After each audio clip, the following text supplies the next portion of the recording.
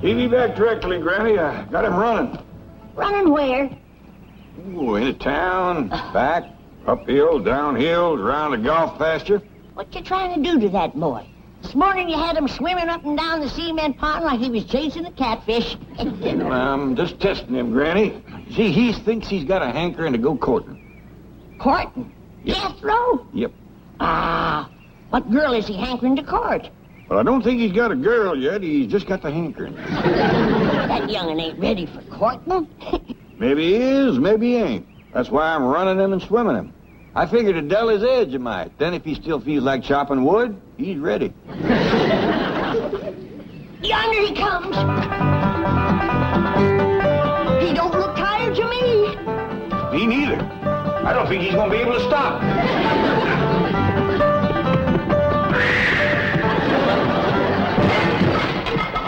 It could have been worse. He could have took out 5-10 foot of wall. I'm sorry I busted this fancy vase, but I reckon I got going too fast. Yeah, I reckon. How far did you run?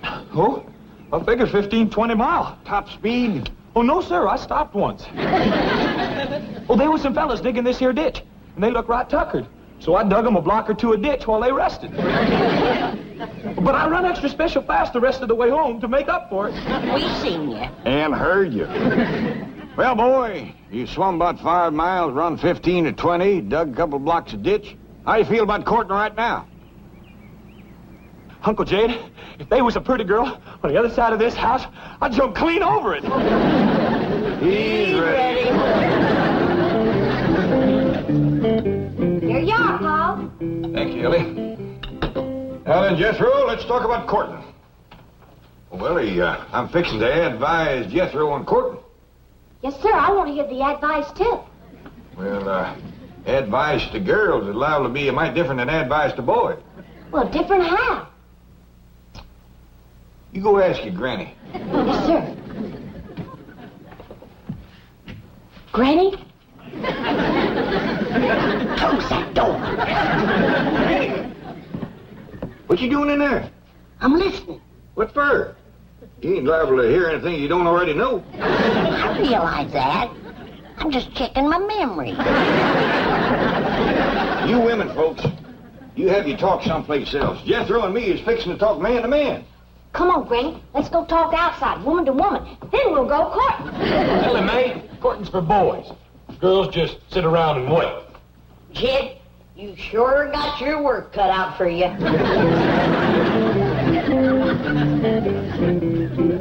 Now then, Jethro, how much do you know about courting? Well, it's kind of simple. You find a girl, and then you marry her.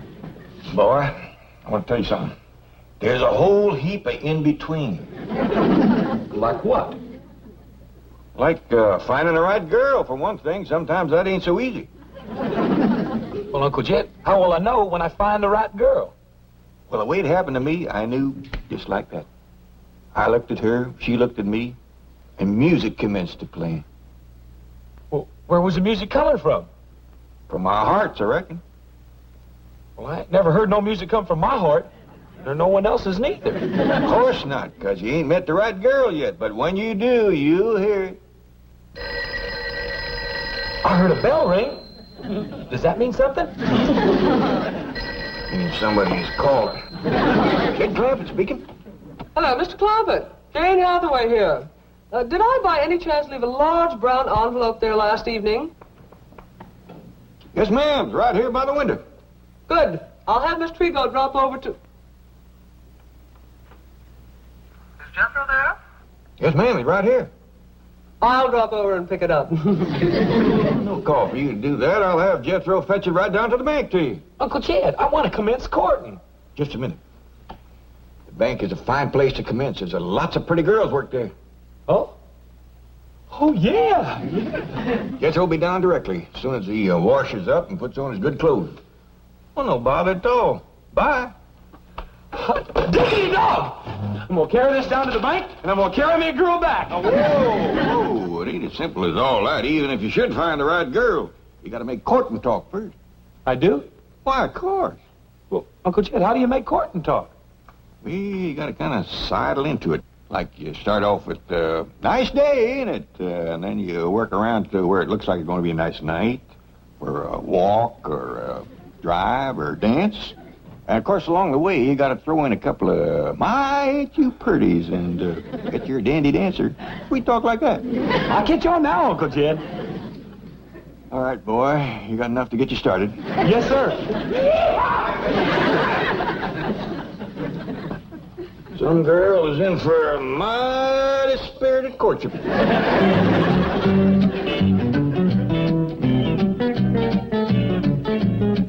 Oh, now then, type up a business expense voucher for last night's dinner conference.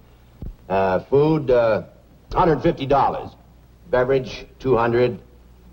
Entertainment, $15. Entertainment at a business dinner? Guest speaker. Gave a very interesting demonstration of the 27.5% depletion allowance benefits. I'd better make a note of his name. Of course. C.D. Laverne. Laverne C.D. That's right. Now, take a letter to, Excuse me, I'm sorry, but there's a Chickadee Laverne who insists on seeing Mr. Drysdale. Chickadee? What? You tell old Chick I'll call him from the club.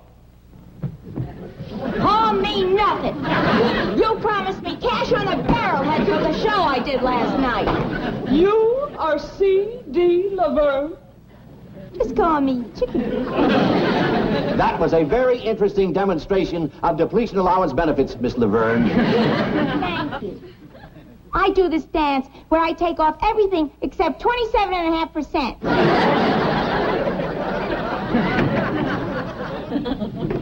Howdy. Well, howdy to you. You're Jethro, aren't you? Yes, ma'am. You hear any music? No, should I? Well, yeah. I should, too, but I don't, darn it. Well, if you'll wait, I'll hum something for you. What do you say, Chief? Oh, Jethro, how nice to see you. Oh, howdy, Miss Jane. Something wrong? No, just listening for music. What kind of music? What music? Harp music. Try me again, Jethro. Yes, ma'am. Janet, I'd like to speak to you in the pool. Pool? The secretarial pool. Let's go. I shall return, Jethro. Here you are, Chickadee. Oh, thanks, Mr. Drysdale. You know, for your next dinner, you ought to use my specialty act. The one I'm famous for. Mm-hmm. They bring out this great big egg. There's music coming from it. The MC says, "Here's Chickadee." And I pop out of the egg, and I go into my dance. Oh, cute, huh? Tried to chase Manhattan Bank. They love big eggs. You don't even have to hire an orchestra. Look, I got this little transistor radio. See? Watch. I tuck it in here. That's very interesting. Don't call us, we'll call you. Of course, for my specialty, I have to charge a little more. Those big eggs cost a lot of money. I'll keep you in mind. Hi. Hi. I hear it. I hear the music just like Uncle Jed said I would. Uncle Jed? Yeah, he said that I'd know you was the one just as soon as I heard the music. Oh, he caught my egg. Come on, let's go. Wait a minute, don't rush me. Oh, I forgot. It's a nice day, ain't it? I mean, it's gonna be a nice night for a stroll, a drive, or a dance. I mean, you sure are pretty. And I bet you're a dandy dancer and lots of sweet talk like that. Come on, let's go.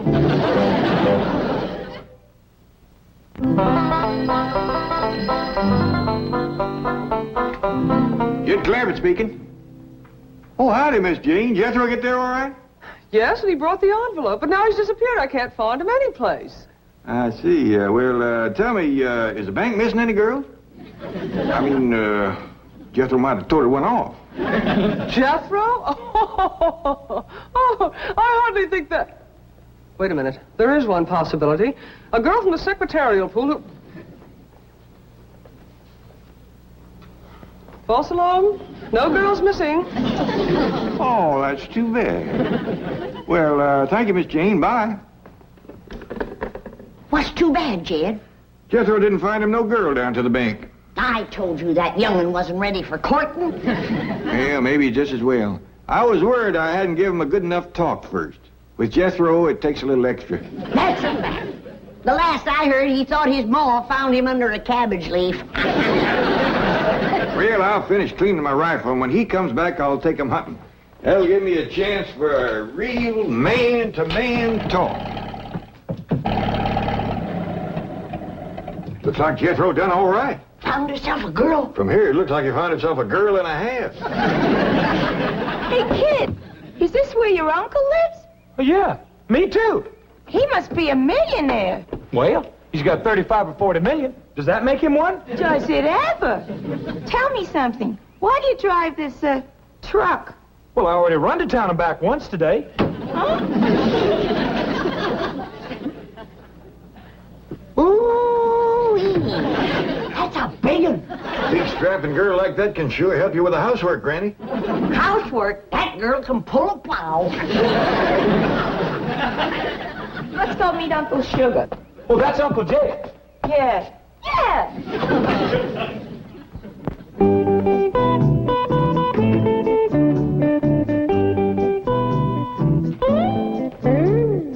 Gee, I finally made it. A private engagement in a big Beverly Hills mansion. Oh, hey, hold on. You're not engaged yet. That's right. Where's your uncle?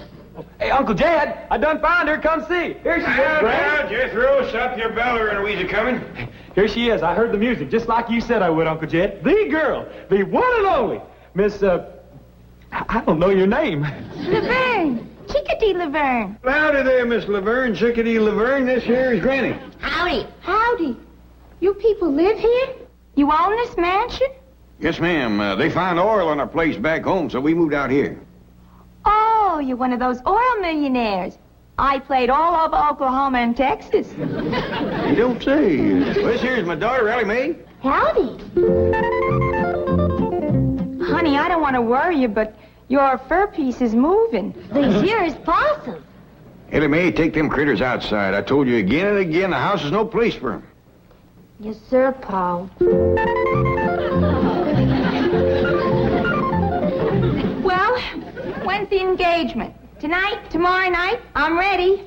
Me too. Now, maybe we better get better acquainted before we start talking engagement. Why don't we all sashay out to the kitchen? Oh, come on, Miss Chickadee. I'll take you. Well, what do you women folk think of her? Well, don't you think she's a little bit too old to marry up with Jethro, Pop? Of course she is. That kind of worried me, too, especially her talking about playing all over Oklahoma and Texas. Take a heap of years just to do that. She's about the right age for you, Jed. Granny. Yeah, why don't you marry up with her, Paul? Then I could have me a mom. You hush that kind of talk to both of you. She's Jethro's woman. He found her. According to what he told me, it was true love, too. He heard their hearts making music and everything. I still say she's too old for Jethro. Well, you can't tell about city women, Granny. I've seen old ones that look young and young ones that look old. Well, I'll just go and ask her how old she is. Now, wait, Elly. If we're going to find out Miss Chickadee's age, we got to do it in a kind of roundabout way. I don't want her embarrassed none. You leave it to me, Jed. Come on. What a kitchen. Oh, yes, ma'am. This here's my favorite room in the whole house, because this is where Granny keeps the victuals. Do you like to eat victuals? I don't know.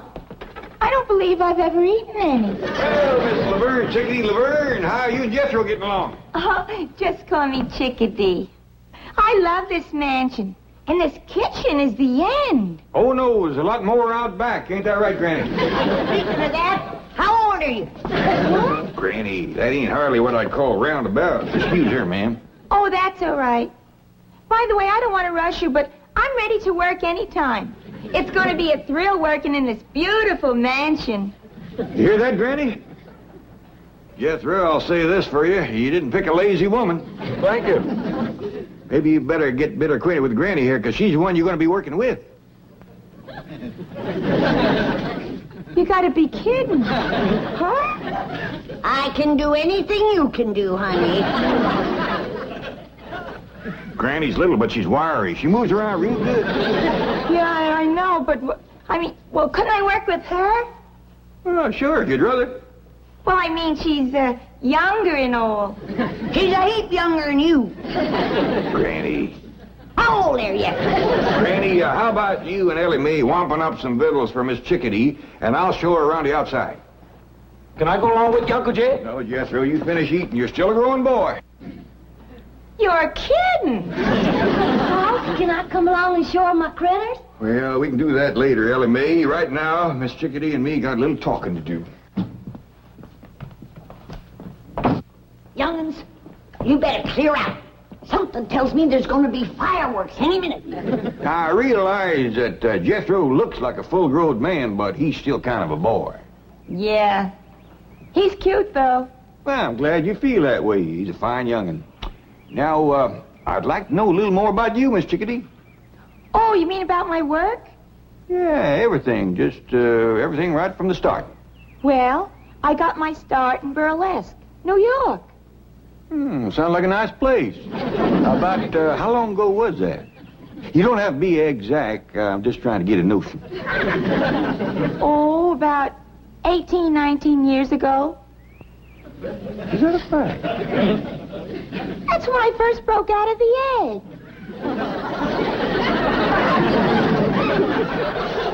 You come from an egg?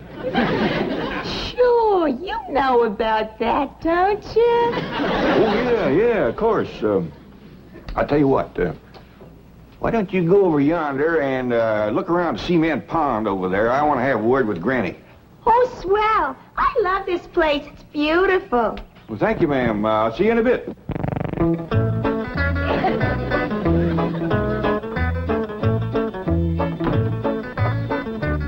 You know, Granny, maybe Miss Chickadee ain't the right woman for Jethro. Of course she ain't. He's too old for him. Well, ain't that so much. Fact is, she's only a little older than Jethro. Who says? She said. She told me she was born 18, 19 years ago in a town named of Burlesque, New York. Hogwash. She ain't no 18 or 19. Well, whether she is or whether she ain't, there is a bigger problem. What's that? Well, what with Jethro thinking he was found under a cabbage leaf, and her thinking she come from an egg, I just don't see much future for them two.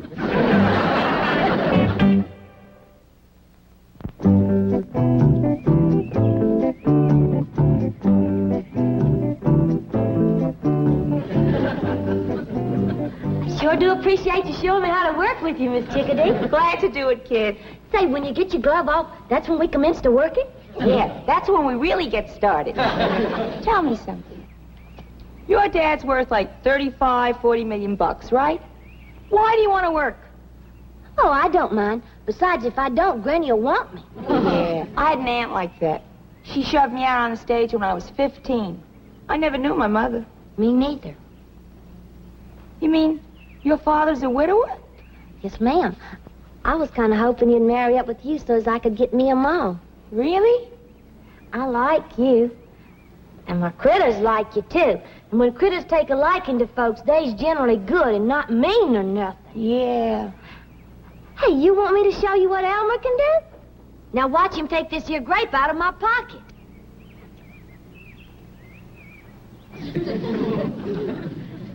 Say, he sure is clever with those little hands. Could he untie a bow? Sure he could. Elmer, you and I may be working together.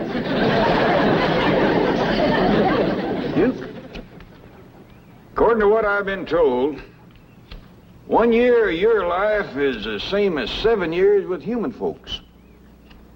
That ought to put you close to 100 years old.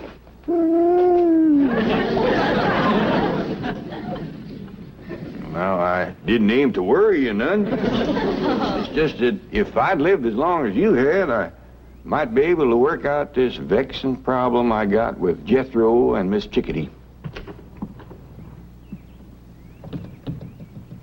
Well, if this ain't a fine howdy-do. You sit there a-whittling like you ain't got a care in the world, when your own kin is fixing to marry up with a woman old enough to be his ma. I'm studying on the problem, Granny. Well, you better study fast, 'cause as soon as Jethro is done eating, he's gonna want to come in squirting.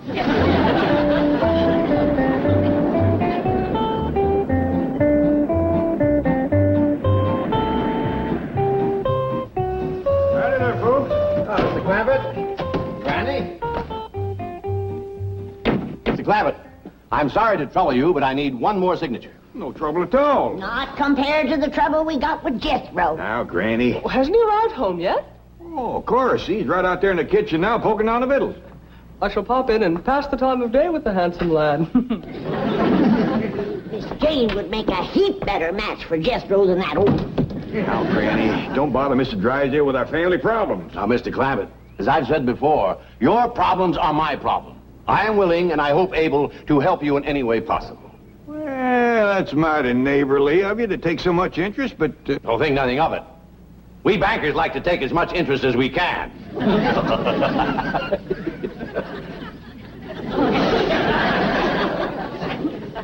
I was making a joke. Interest, banker. I suppose you might call that an inside joke. Oh, well, come on inside and tell it. We ain't got no time for jokes. Jethro is a-heading to the altar with the wrong woman. What's this? Now, Granny, Mr. Drysdale got a bank to run. Precisely why I'm interested in your problems. Now, tell me more. Well, you see, Jethro is in love with this girl. Girl. Yeah, Miss Chickadee does look a mite old for her years. Did you say Chickadee? Yes, sir, Miss Laverne, Chickadee Laverne. Where did Jethro meet her? Down by your bank, I think. Mr. Clampett, that girl is a stripper. What's a stripper? Someone who takes off their clothes. What's wrong with that? But she takes them off every night. Well, I don't sleep in my clothes neither. Sweet, innocent Jethro has run afoul of your Chickadee Laverne. Yes, I've been told. Mr. Clampett, believe me, this is not the right girl for Jethro. I told you so. Please, Mr. Clampett, let us get her away from here as quickly as possible. Well, I wouldn't want to hurt her feelings none. She's right friendly and a willing worker. Here she comes. Hold on, I reckon it's my duty to talk to her first. Miss Chickadee, about the wedding. Oh, that's going to have to wait, Uncle Sugar. I got this great new act that's going to make me the sensation of show business. Now, you watch.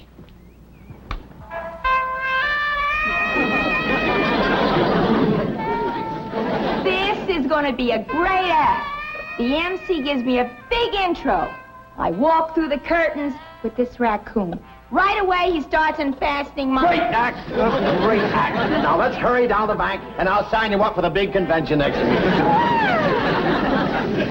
Hey, Uncle Jed, where's Mr. Drysdale taking my sweetie? Never mind, Jethro. But I found her. She's mine. I courted her and sweet talked her and all. Forget about her, Jethro. Go take yourself a swim.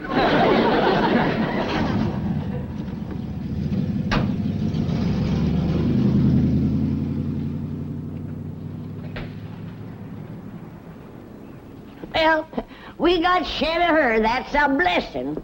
More of a blessing than you know, Granny. I was falling in love with her. No. Yep. I looked at her, she looked at me, and music commenced to play. My age, too.